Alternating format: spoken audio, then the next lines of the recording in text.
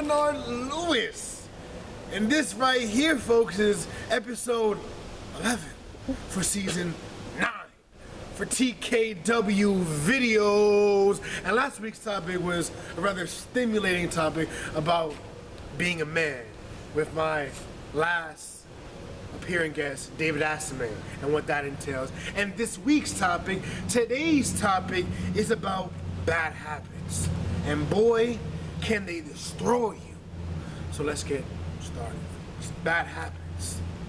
Something that gets us, it inhibits us, it weakens us, it paralyzes us. And the reason for that is because we are blinded by what's happening to us. We believe that every action that we do is minuscule to our success and failure, but we're wrong. We are mistaken. It was once said that how can you give a prescription to your own pain?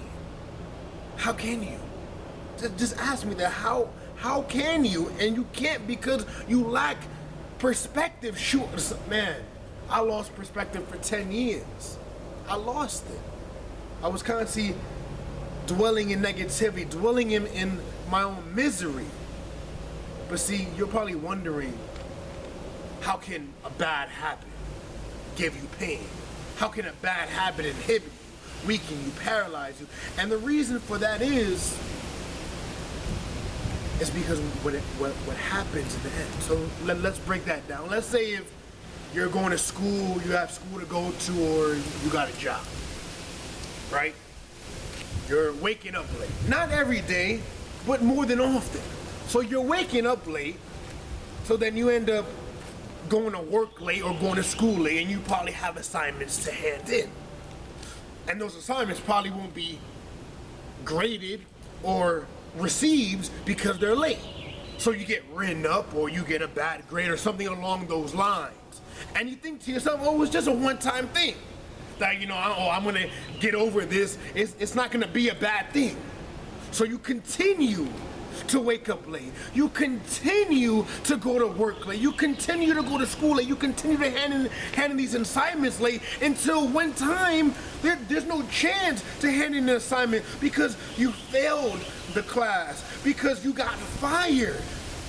And now, since you failed the class, your GPA is no longer where you needed to be in order to get into that college that you wanted. Because you got fired, now you gotta file for unemployment. You probably don't even have enough money to pay your bills. You can get evicted. It doesn't sound so good, right? Your parents are mad at you. You're mad at yourself because this simple bad habit of you not being able to set your alarm, not go to bed late, not do things late, and actually go to sleep. See, but it happened to me too. Because for 10 years, I constantly allowed myself to use happiness as a wall of repression to blind myself from reality that I was getting bullied, that this was something real, that I was blinded. And I was constantly being ignorant, constantly just allowing this pain to dwell, just doing it. Every time I would cry, every time I would pray, I know that it's hurting me. I know. But again, I don't do anything, right? Because unfortunately, we don't do anything until we hit rock bottom. We don't. And that's the unfortunate truth. But see, I heard this, have this poster in my room saying, if things are not going right, then you gotta go left. And yes, it may sound a little cheesy or corny, but what we fail to realize is that that quote, that line holds so much value. If things are not going right in your life, if things are not going the way you want to be, you don't want them to be, you have the power to change that.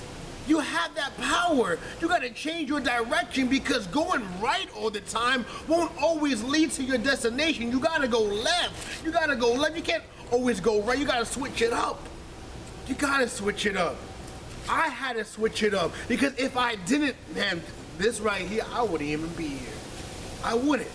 You probably even would have heard of TKW. But you know another thing is, I heard this quote from Pastor Stevens saying, the problem is the pattern. Whew. You heard that? The problem is the pattern. Amen to that. Because the problem is the pattern. You can't blame the product.